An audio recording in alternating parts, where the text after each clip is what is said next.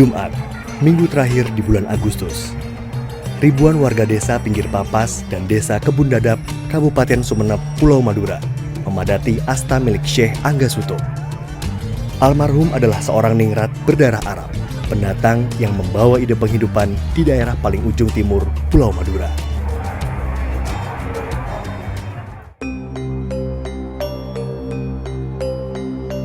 Nyadar, begitulah mereka menyebut ritual ini. Doa-doa disembahkan, rajangan daun pandan dan daun kenanga ditaburkan ke atas nisan. Memang untuk mengenang hidupnya Angga Suto itu, masa perjuangannya itu. Kan memang nenek moyang kita ini. Bisa mendapat kemakmuran lah dari peninggalan-peninggalan para nenek moyang di sini, Mbak. Supaya kita dikasih keselamatan dan hasil panen garamnya itu supaya tetap lancar. Usai ziarah, bedak cair yang diusung tokoh yang dituakan menjadi rebutan para warga. Mereka percaya bedak tersebut mampu membawa kebaikan dan rahmat dalam kehidupan, sebagai benteng untuk menghindari hal-hal jahat bagi jiwa manusia. Nadar itu ritualnya yang terjadi adalah ziarah, yang artinya ziarah ini rasa ungkapan syukur kita kepada Allah termasuk pada para aulia. Berterima kasih, kita mendoa di sana agar masyarakat Pinggir Papas sesuai dengan langkahnya tetap berlanjut dengan selamat dan lebih mulia lagi lah ke depan. Yang kedua, selamatan nadarnya itu hari Sabtu biasanya, Bu. Syekh Angga Suto bagi warga Pinggir Papas dan Kebun Dadap bukanlah tokoh rekaan semata. Jejak-jejak keberadaan Syekh Angga Suto di desa penghasil garam di Pulau Madura ini masih dipelihara warga.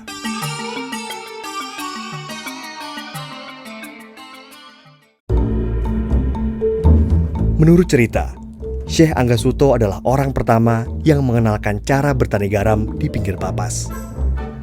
Berawal ketika Syekh Angga Suto berjalan di pinggir pantai desa Papas, meninggalkan jejak-jejak kaki yang dipenuhi kristal-kristal garam. Oleh pengikutnya, kemudian jejak kaki itu diperbesar menjadi tambak, sehingga muncullah ribuan tambak penghasil garam hingga sekarang.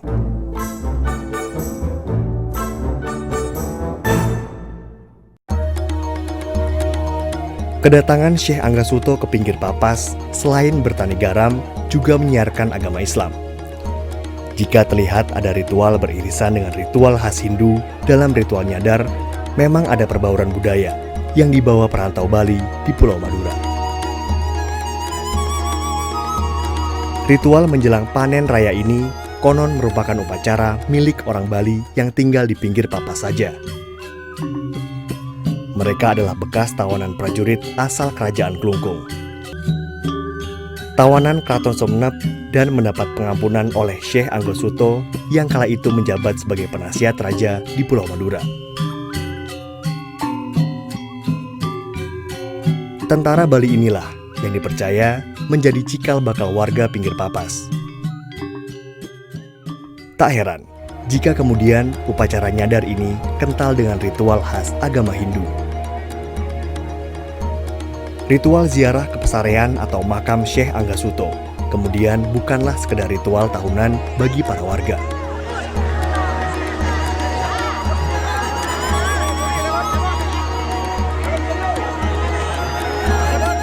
Ritual ini menyimpan cerita yang diyakini penting dan juga keramat, sehingga wajib ditunaikan setiap tahunnya. Wajib secara intern. Dulu Anggasuto sekerabatnya wajib karena itu wajib nadar, tapi kita mengikutinya, diwajibkan secara pribadi masyarakat Pinggir Papas. Karena apa? Melihat tanda syukur keberhasilan yang dibawa Anggasuto sehingga kita kenyam sampai sekarang. Sehingga perekonomian petani garam di Sumeneb atau di Pinggir Papas tepatnya, artinya masyarakat ekonominya baik. Kalau tidak ikut acara ini takut balaknya itu, bahaya balaknya itu. Keyakinan ini pula kiranya yang menggerakkan warga desa berbenah menyiapkan ritual 2 hari 1 malam di lingkungan pemakaman ini. Ritual ini kuat dengan simbol-simbol filosofi hidup yang penuh dengan harapan. Seperti hidangan yang tersaji di piring panjang. Nasi sebagai simbol rezeki para petani garam. Ayam merupakan perlambang hewan yang mengingatkan beribadah kepada Tuhan di kala subuh. Bandeng dipercaya memberikan berkah kepada masyarakat Pinggir Papas di kala hujan, di mana ladang garam saat pasca panen beralih fungsi menjadi tambak bandeng. Dan telur mewakili simbol layaknya matahari yang senantiasa memberikan kehidupan. Piring yang digunakan pun bukan sembarang piring. Harus menggunakan piring pusaka turun-temurun dari Syekh Anggasuto dan kerabatnya. Panjang sebutannya. Barang siapa yang berani menjual panjang akan mendapat celaka. Allahu Akbar, Allahu Akbar. Bahkan untuk penyusunan lauk tidak sembarangan, melainkan merujuk pada ketentuan nenek moyang. Penataan dilakukan setelah azan subuh berkumandang. Karena itu untuk maulid kan, saya bolak-balik katakan untuk maulid awalnya. Anta syamsun, anta badrun, anta nurun fauqa nuri. Engkau ibarat matahari, engkau ibarat rembulan ya Rasulullah. Anta nurun, yang kau adalah cahaya di atas cahaya. Pelaksanaan upacara nyadar sangat ditunggu-tunggu warga desa Pinggir Papas, Kabupaten Sumeneb. Pelaksanaan ritual ini menjadi tanda dimulainya musim panen garam di wilayah tersebut. Harapan dan doa disuarakan agar segala berkah dan rahmat ilahi menyertai upaya mereka menyambut datangnya kemakmuran. Hasil jerih payah mereka berladang garam.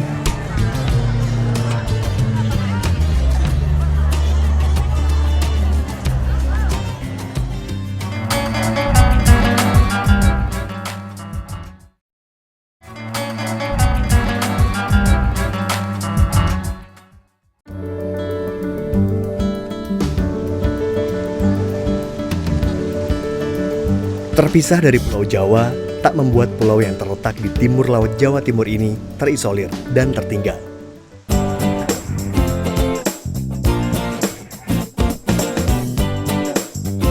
Batik pesisir dengan motif alam, tembakau kualitas wahid, sampai wisata budaya karapan sapi adalah kekayaan yang tersimpan di ujung Pulau Jawa. Belum lagi produksi garam yang melimpah, membuat pulau ini dinobatkan sebagai Pulau Garam Madura. Sebagai daerah pemasok garam nasional terbesar di Indonesia, sesungguhnya Pulau Madura menyimpan potensi kekayaan alam yang dapat menjadi modal bagi kesejahteraan masyarakat setempat.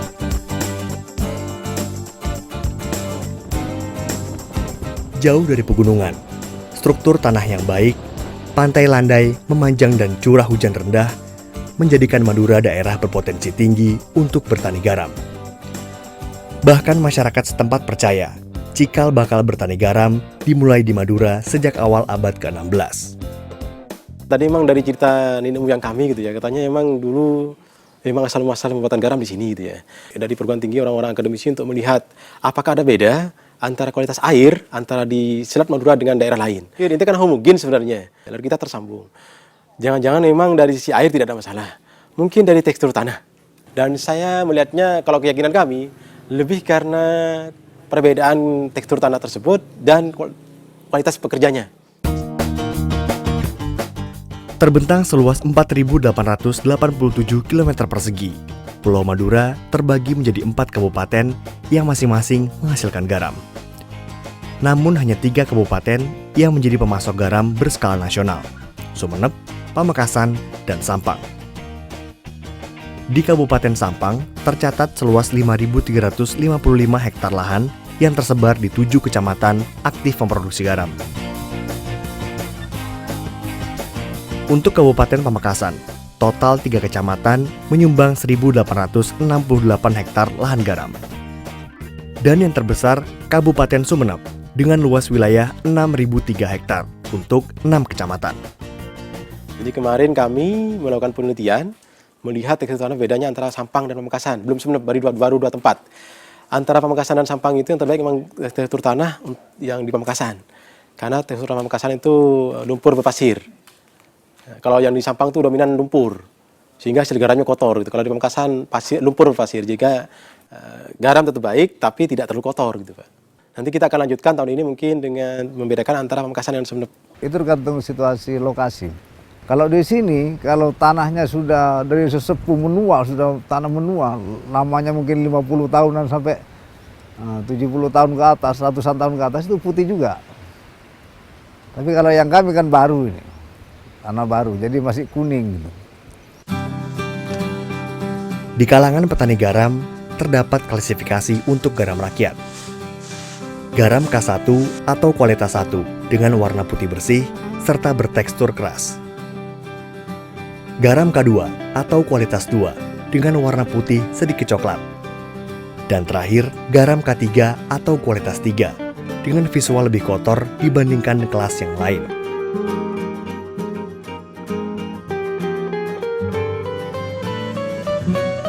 Sedangkan untuk dapat bersaing dengan pasar dan dapat diserap oleh perusahaan nasional setara PT Garam, kualifikasi yang ditetapkan adalah garam premium, putih super, dan putih. Dengan kata lain, hanya garam kualitas 1 saja yang bisa terserap. Untuk meningkatkan kualitas garam K2 atau K3, biasanya para petani mencuci garam mereka untuk mendapatkan garam dengan visual setingkat lebih putih. PT Garam mengembangkan 5.000 hektar lebih lahan yang tersebar di Madura untuk menambah pasokan garam nasional. Bermitra dengan petani, PT Garam menghasilkan garam dengan standarisasi garam kualitas premium, setingkat di atas garam kualitas 1.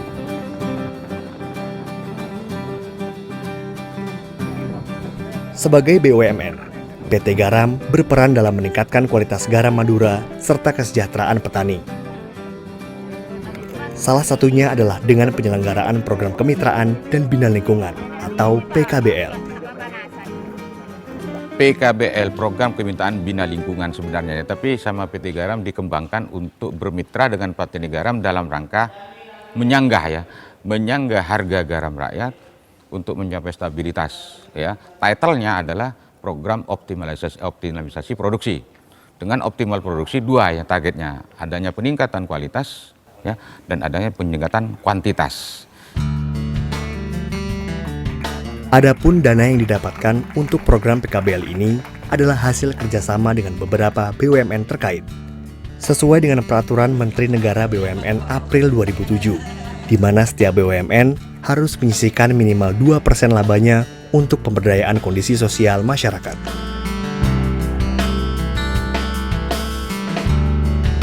Tahun 2012 menjadi tahun bagi Bank Mandiri untuk bermitra dengan PT Garam memberikan bantuan bagi petani garam melalui program kemitraan dan bina lingkungan PKBL.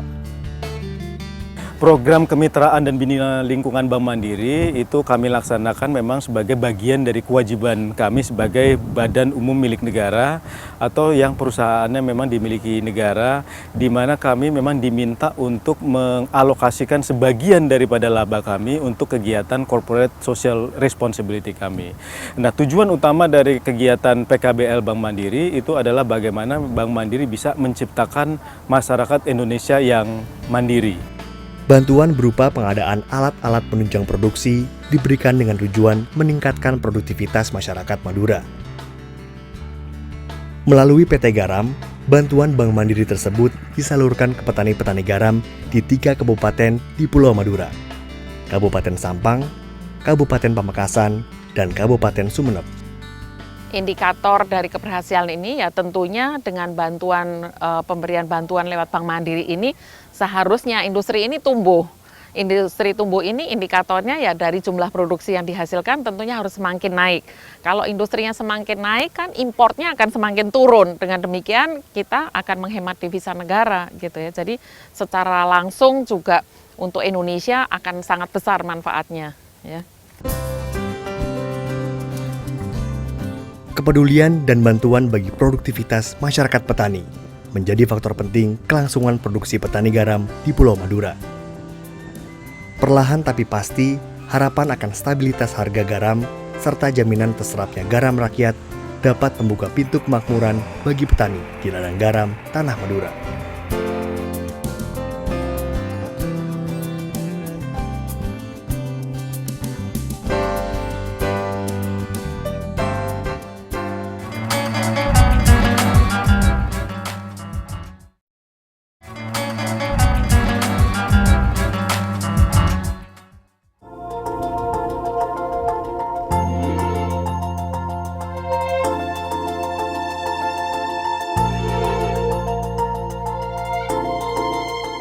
Tak bisa dipungkiri, kehadiran kristal-kristal garam ini sangat berarti dalam kehidupan sehari-hari.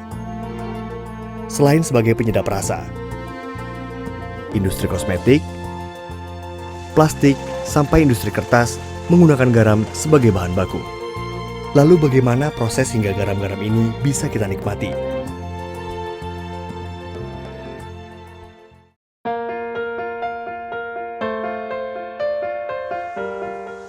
Sejak beratus-ratus tahun, secara turun-temurun, petani garam di Madura melakukan dengan cara yang sangat sederhana dan tradisional, hanya mengandalkan kebaikan alam dan cuaca yang bersahabat.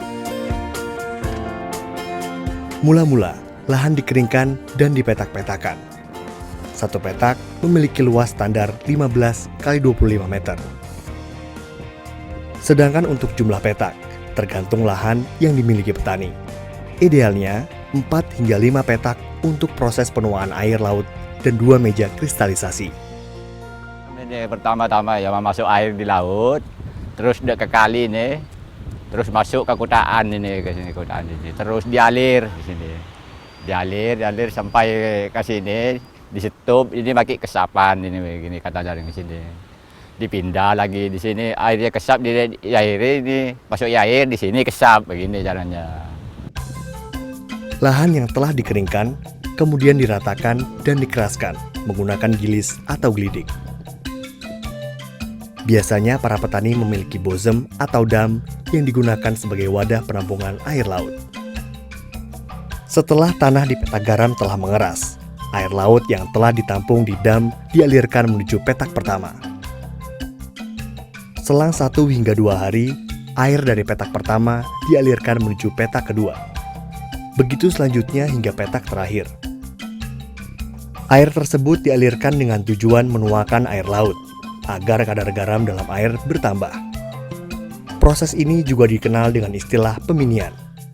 Selama proses penuaan air, matahari memiliki peranan penting. Dibutuhkan sinar matahari serta udara yang terik untuk menaikkan kadar garam dalam air. Tiap harinya, tingkat keasinan air diukur menggunakan baumeter. Ada timbangan Bu, timbangan khusus. Artinya itu pengukur air tua. Angka 23 kalau ini sudah jadi garam. Pengolahan secara khususnya kalau sudah di atas 10 itu sudah mulai kita mengukur di mana yang pantas untuk awal yang untuk dibikin ini garamnya itu. Jika kadar air di petak terakhir sudah mencapai 20 derajat BE, maka air tersebut sudah bisa dialirkan ke meja kristalisasi. Dalam waktu 10-15 hari, garam siap dipanen. Dengan catatan, tidak ada hujan ataupun mendung sama sekali. Petani garam kemudian melakukan proses ngeracak atau memecahkan kristal-kristal garam menggunakan alat yang disebut racak.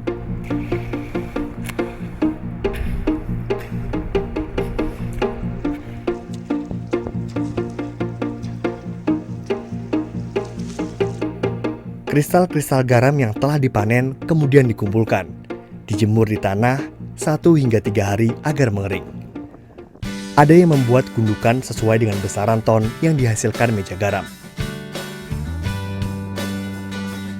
Ada pula yang langsung dikarungkan, kemudian disimpan di pinggir tambak. Bagi petani yang mampu, garam-garam itu disimpan di gudang-gudang pribadi sebelum akhirnya diangkut para pembeli. Kekhawatiran para petani adalah berpalingnya para pedagang besar garam ke garam impor. Sampai saat ini, pemerintah masih membuka keran impor bagi garam industri. Lantaran produk garam nasional dianggap belum mampu menghasilkan garam sesuai standarisasi industri. Pemerintah itu sekarang harus turun benar-benar. Yang kedua, ya kan, asosiasi.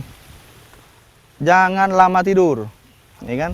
Yang ketiga, Pak, perusahaan itu harus berlomba-lomba mencari solusi bagaimana harga garam itu mulai naik gitu.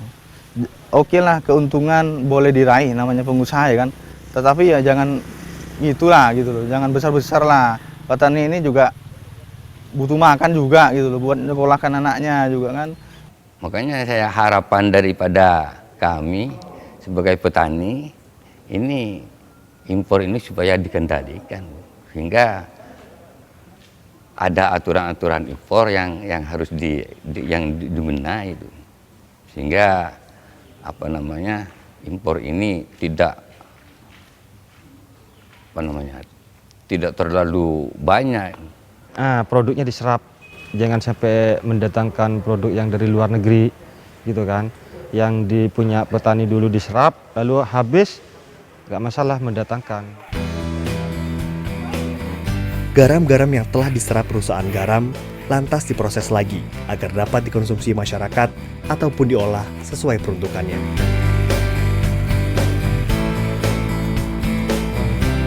Di PT Garam, sebelum proses pengemasan, garam konsumsi harus melalui proses iodiumisasi. Dari data Departemen Kesehatan tahun 2000, garam konsumsi harus memenuhi standar nasional Indonesia antara lain mengandung iodium sebesar 30 hingga 80 ppm.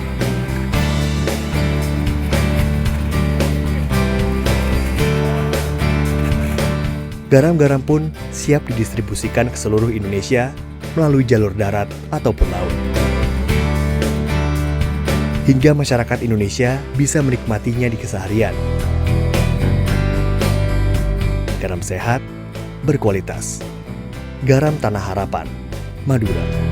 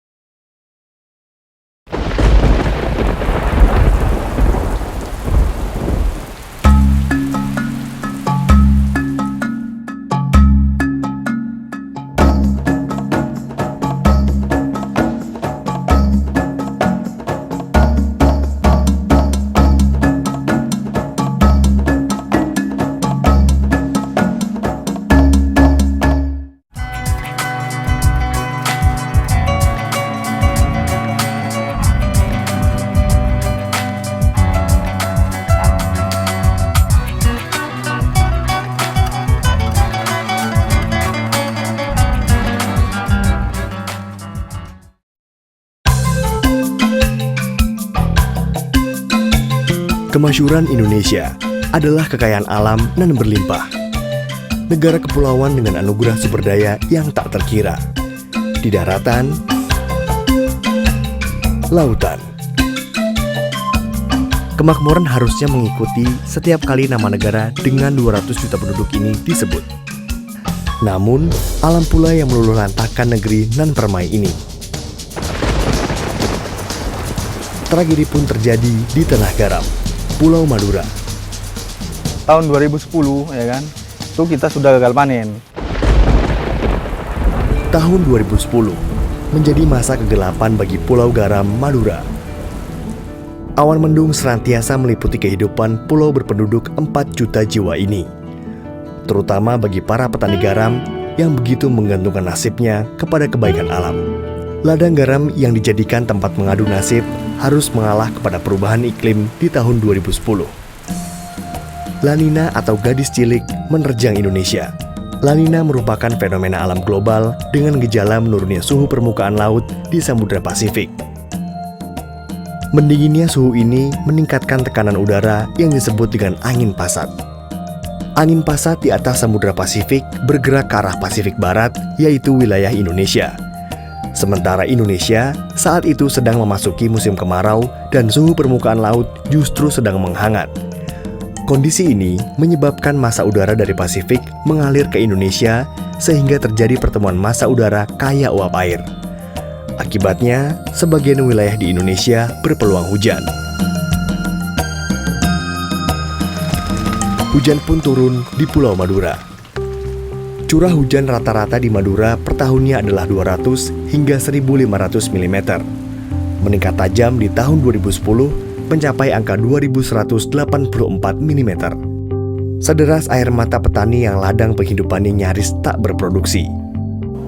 Tahun 2010 tidak ada hasilnya, tidak ada ya sedikitnya gagal panen ya. Kalau musimnya sudah penghujan itu sudah tidak bisa kan. Produksi garam kala itu hanya 11.000 ton. Turun tajam dibandingkan tahun 2009 di angka 550.000 ton. Anomali cuaca pun mengacaukan target nasional. Target konsumsi 1,2 juta ton hanya terpenuhi 30.600 ton. Demi menjaga stabilitas pasokan garam konsumsi nasional, pemerintah terpaksa mengizinkan impor garam sekitar 815.000 ton dari Australia, India, dan negara tetangga lainnya. Itu pun belum dapat memenuhi kebutuhan nasional 2010. Garam itu memang terkait dengan iklim ya, di samping etos kerja. Jadi perilaku kerja pun memang berkaitan dengan kualitas garam itu. Iklim kalau saat ini memang mendukung sekali untuk produksi garam.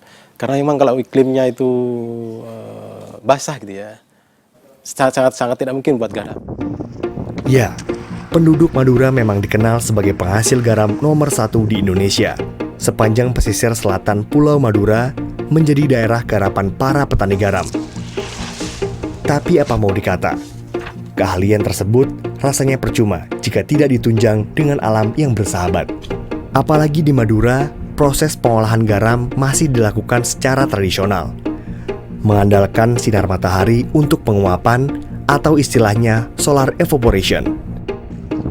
Tak heran, dengan perubahan iklim yang ekstrim menjadi momok bagi para petani garam. Padahal di tahun 2010, nilai jual untuk 1 ton garam mencapai harga Rp850.000, naik 2 kali lipat dari standar harga di kala itu, Rp350.000. Makanya garam ini ukurannya emas. Kalau emas 400, garam 400 sudah bagus. Kalau emas 500, garam 500 itu bagus sudah harganya. Jadi bapak-bapak di atas harusnya untuk standar harga itu emas. Karena kami mayoritas pinjam untuk menggarap ini sama tetangga itu emas. Tahun 2011 diharapkan menjadi tahun pemulihan. Ladang disiapkan, tanah kembali diratakan, benih garam siap disemai.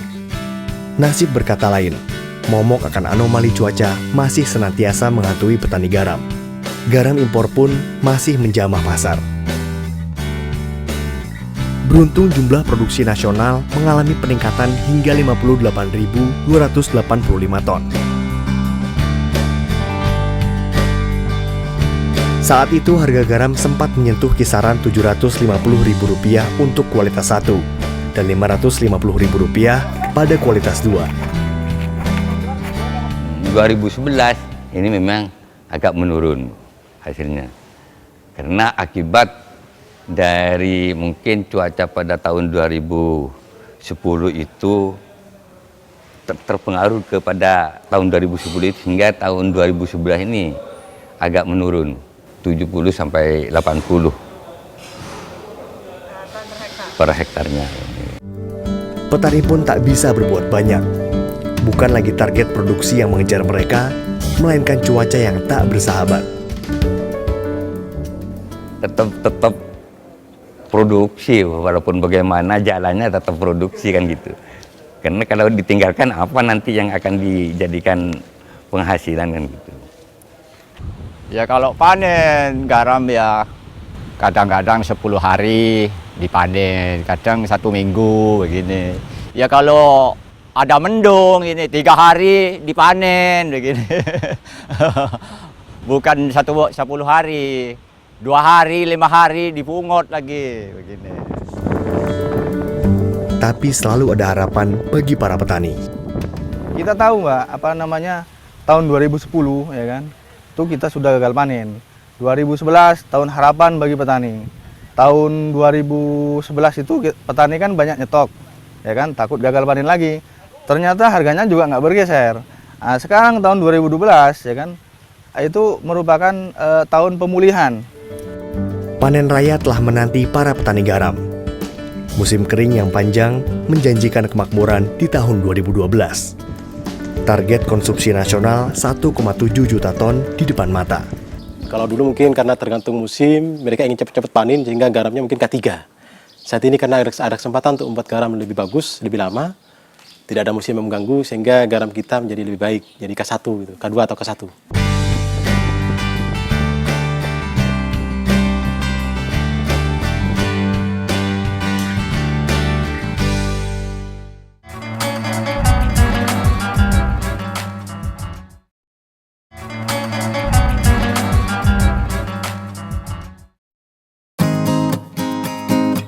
Berputarnya baling-baling kayu di ladang-ladang garam petani seakan menghembuskan angin segar adanya harapan perputaran nasib bagi petani garam Pulau Madura. Sebagai daerah pemasok garam nasional terbesar di Indonesia, nasib petani garam Madura masih jauh dari kata sejahtera. Kalau saya kerja, kalau dapat 6 ton saya 2 ton, 3 ton 1 ton. Ya per 3 ini kalau kerja. Tidak mampu saya begini sekarang. Harganya garam murah begini. Tahun 2012, cuaca seakan berpihak pada petani garam. Kemarau panjang yang dimulai sejak Juni hingga pertengahan November memungkinkan petani menyemai bibit dan menuai panen raya. Proses pembuatan garam Madura sesungguhnya bertumpu pada kebaikan alam. Namun iklim bukan satu-satunya masalah petani garam. Setelah gagal panen di tahun 2010 dan harga garam yang terjun bebas di tahun 2011, petani membutuhkan bantuan modal kerja agar proses produksi berjalan lancar dan menghasilkan panen yang berlimpah. Bantuan permodalan menjadi tumpuan bagi para petani. Sebetulnya masalah permodalan itu sangat menentukan, cuman waktu itu kami kesulitan modal, akhirnya perdagangan saya tidak begitu besar. Karena modalnya cuma modal sedikit. Kalau masalah macetnya itu tidak macet, tidak hilang itu pekerjaan saya. Cuman waktu modal itu habis, ya berhenti dulu, tunggu pengiriman uang dari si pembeli itu. Tantangan lain justru datang dari para pemilik modal. Memang agak kesulitan karena di sini ada sistem icon, pinjaman yang bunganya itu agak tinggi. Sebelum panen itu harga 500, tapi kalau dia mengambil uang lebih dulu itu harganya 200. Padahal itu jangka waktunya hanya 2 bulan atau 3 bulan kan gitu. Jadi tidak sesuai dengan bunga bank kan gitu. Perlu modal tidak sedikit untuk memproduksi garam. Meskipun bahan bakunya berlimpah dari laut, namun untuk menjadikannya garam melalui proses yang panjang.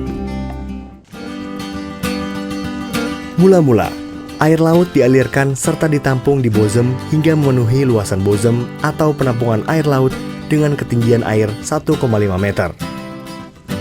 Air dari bozem dipompa menuju evaporator untuk pelaksanaan proses evaporasi. Oleh petani, Proses ini disebut proses penuaan air. Caranya, dengan bantuan sinar matahari, air laut akan didiamkan hingga mendapat tingkat kejenuhan yang diinginkan.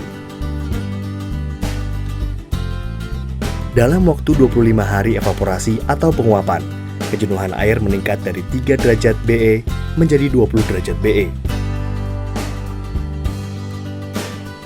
Pengukuran menggunakan alat bernama bowmeter. Dengan tingkat kejenuhan 20 derajat BE, air dinilai telah siap dialirkan ke meja garam. Dalam 10-15 hari, kadar garam dalam air bertambah hingga 25-29,5 derajat BE. Artinya kristal garam siap dipanen. Tidak semua pantai di Indonesia bisa dijadikan lahan penggaraman. Ada beberapa syarat yang harus dipenuhi untuk membuka lahan penggaraman. Di antaranya, struktur pantai yang landai dan panjang, kedap air, dan juga bersih dari sumber air tawar. Konsentrasi air laut di pantai minimal 2 derajat BE. Kecepatan angin minimal 2 hingga 3 meter per detik, dengan temperatur minimal 31-33 derajat Celcius. Dan tak lupa, musim kemarau yang panjang. Setiap tahun, hasil produksi garam Madura menembus angka rata-rata 700.000 ton. Hingga saat ini, Pulau Madura menyokong hampir 50% kebutuhan konsumsi nasional. Angka yang cukup tinggi, namun tetap tak mampu menutupi target nasional kebutuhan garam. Total kebutuhan garam nasional itu lebih kurang 3,4 juta ton, termasuk untuk konsumsi dan untuk industri. Nah, lebih kurang 50% atau 1,6 atau 1,7 itu untuk industri, sedangkan untuk konsumsi lebih kurang 1,5 ton. Nah, dari 1,5 ton itu atau 1,4 ton itu bisa disuplai dari produksi lokal itu lebih kurang 1,2 ton. Berarti kita masih membutuhkan kekurangan 300 ton. Nah, 300 ton ini yang kita saat ini lagi diimpor oleh produsen-produsen garam konsumsi. Sesungguhnya kebutuhan garam nasional mampu kita penuhi jika setiap hektar mampu menghasilkan 100 ton garam di masa panen. Dikalikan dengan 12.000 hektar ladang garam yang ada di Madura, maka akan terpenuhi 1,2 juta ton. Itu hanya pasokan dari Madura saja. Bukan hal mustahil kita bisa swasembada garam industri. Kalau swasembada garam konsumsi, saya pikir sudah lewat itu. Kita sudah swasembada kalau untuk konsumsi, tapi untuk industri kita sedang mulai. Saya pikir sama dengan garam kita. Cuma impor kan manis, Pak. Manisnya itu bukan dari sisi rasanya, tapi manisnya karena fee-nya itu. Ya, harapan kami impor ini disesuaikan dengan kepentingan, impor tidak mungkin dihabisi. Cuman pemerintah harus ada keseimbangan harga antara kita dengan pengimpor itu, gitu.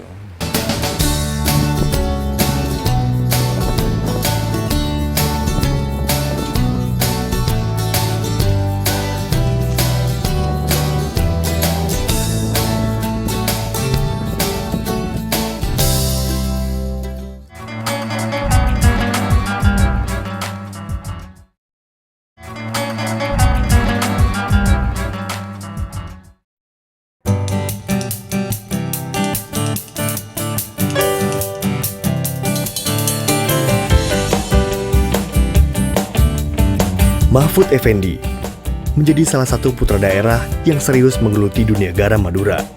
Bersama dengan timnya, doktor bidang teknologi kelautan ini aktif dalam kegiatan pemberdayaan masyarakat pesisir Madura. Berbagai penelitian ia lakukan sebagai upaya peningkatan kualitas garam rakyat Madura. Kami sekarang sedang membuat semacam inovasi aditif gitu ya, aditif yang bisa mempercepat proses pengendapan garam tersebut. Jadi tujuannya untuk perbaikan kualitas dan kuantitas. Dari sisi kualitas memang itu masuk dalam kategori garam yang layak untuk industri.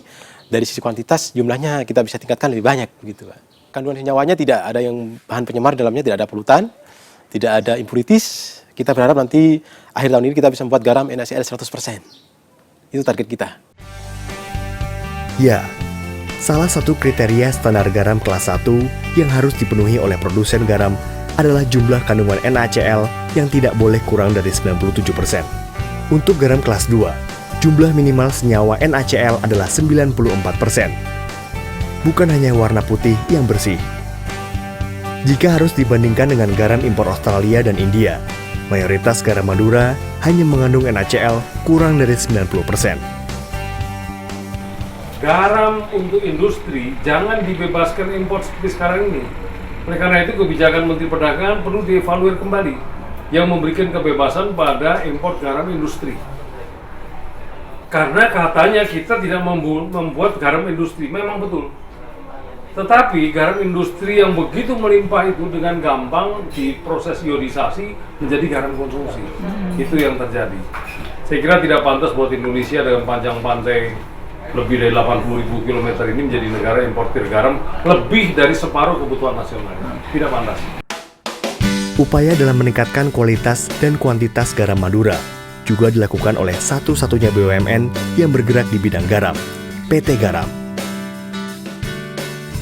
Dengan penggunaan karpet tambak atau metode geomembran, jumlah produksi bisa ditingkatkan dan kualitas garam pun bisa mendekati standar industri 97% kandungan NaCl. Teknologi ini telah kita temukan dalam beberapa tahun yang kemarin. Dari tahun 2011 itu kita uji coba hanya 20 hektar, ternyata itu membawa dampak yang cukup bagus. Setelah dianalisa oleh Litbang kita, ada peningkatan lebih kurang 60%. Di samping peningkatan kapasitas produksi, juga ada peningkatan kualitas. Yang selama ini kita itu ada beberapa kualitas, mulai dari kualitas premium, kemudian putih super, kemudian ada putih, kemudian ada layernya. Nah, dengan adanya teknologi ini, maka hanya mono quality, hanya cukup premium. Jadi tidak ada kualitas yang di bawah premium. Teknologi geomembran terbuat dari sejenis polimer high density polyethylene dengan ketebalan rata-rata 1 mm. Diyakini mampu menyerap panas secara optimal dan membuat lapisan garam terbawah aman dari campuran lumpur dan tanah. Selain mengoptimalkan lahan, upaya persiapan melawan anomali cuaca pun senantiasa dilakukan oleh PT Garam dan Mahfud Effendi selaku peneliti independen. Jadi kami menciptakan sebuah inovasi teknologi sehingga petani kita tidak sangat tergantung pada cuaca. Kita sebenarnya berharap inovasi teknologi yang kita kembangkan dengan membuat produk turunan garam atau membuat aditif yang bisa mempercepat proses pengendapan dan aditifnya ditaburkan di tempat meja garam yang di bawahnya semacam backyard. Backyard itu membuat garam di bawah rumah kaca gitu ya, di bawah rumah kaca. Jadi saat musim hujan pun tidak terkena itu. Southwood ini selain melindungi dari pengaruh hujan, juga udara, juga supaya perkembangan dari mikroorganisme itu baik, sehingga pertumbuhan kristal itu juga semakin baik gitu. Penelitian ini menggunakan bahan mikroorganisme, ya, yang mana di situ organisme itu harus dilindungi, jangan sampai karena pengaruh cuaca luar, baik itu karena hujan ataupun pengaruh udara, sehingga menyebabkan pertumbuhan dari mikroorganisme itu berkurang. Untuk mewujudkan peningkatan produksi serta kualitas kehidupan yang baik bagi petani garam, Bank Mandiri pun terdorong untuk ikut serta dalam pengembangan garam di Madura.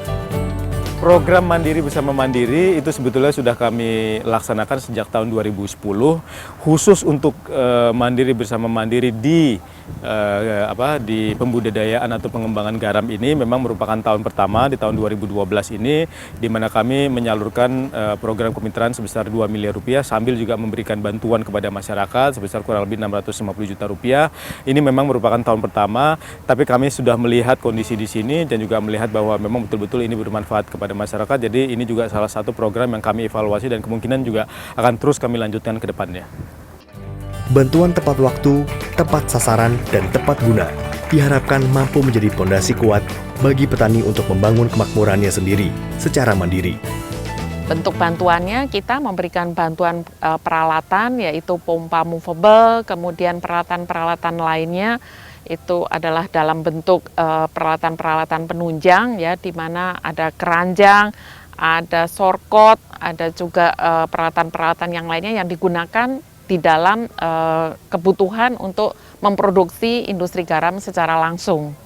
Bantuan pengadaan peralatan kerja ini diharapkan mampu memberikan hasil yang maksimal bagi kelangsungan industri garam di Madura. Terlebih bagi peningkatan kualitas hidup petani garam. PKBL, program kemintaan bina lingkungan sebenarnya, tapi sama PT Garam dikembangkan untuk bermitra dengan petani garam dalam rangka menyanggah harga garam rakyat untuk mencapai stabilitas. Ya, title-nya adalah program optimalisasi produksi.